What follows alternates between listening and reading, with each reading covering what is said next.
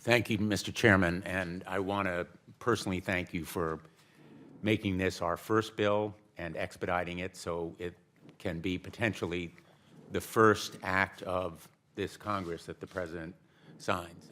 In a sense, the need for this legislation is reflected in the story of the person for whom it's named, Clay Hunt. He was deployed to Anbar Province near Fallujah in January 2007.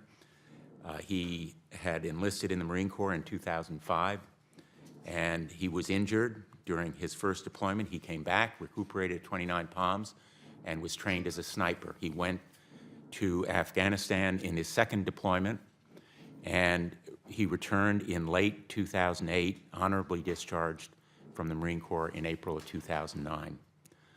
He struggled with the inadequate care afforded by his local VA hospital for the wounds of war that returned with him, post-traumatic stress and traumatic brain injury. His mom, Susan Selke, testified before this committee during the last session and in heart-wrenching terms described his struggle and the inadequate care that he received.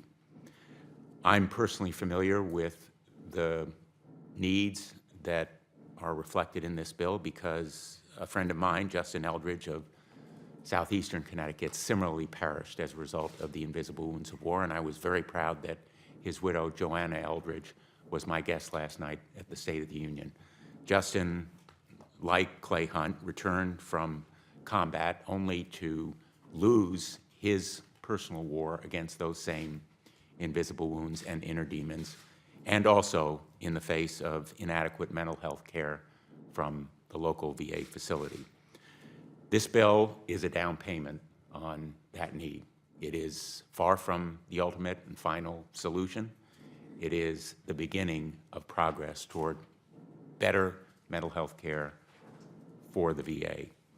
And it would provide, number one, for accountability, requiring the VA to contract with an independent third party to provide impartial annual review of its mental health and suicide prevention programs in order to identify, among other things, the best practices and measure patient satisfaction. It would also increase the services available through the VA by attracting and, in fact, rewarding VA psychiatrists by giving them the option of repaying their debt.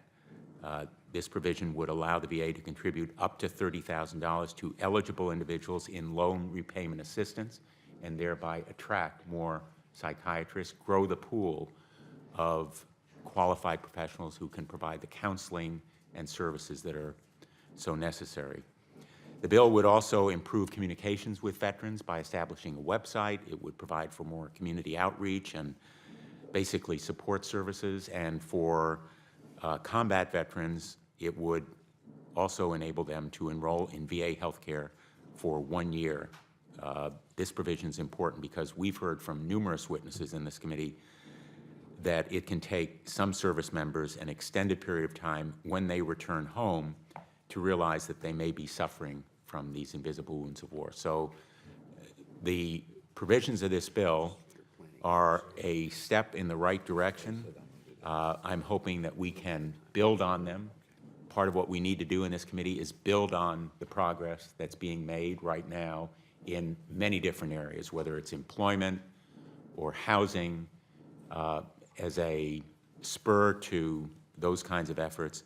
And I might add that this bill is welcomed and supported by the VA Secretary, Bob McDonald, who has told the chairman and I that he welcomes this kind of support for the efforts that are ongoing within the VA, and certainly he is committed, as is, I think, increasing the VA itself, to providing better mental health care for the veterans, particularly those who come back with the invisible wounds of war.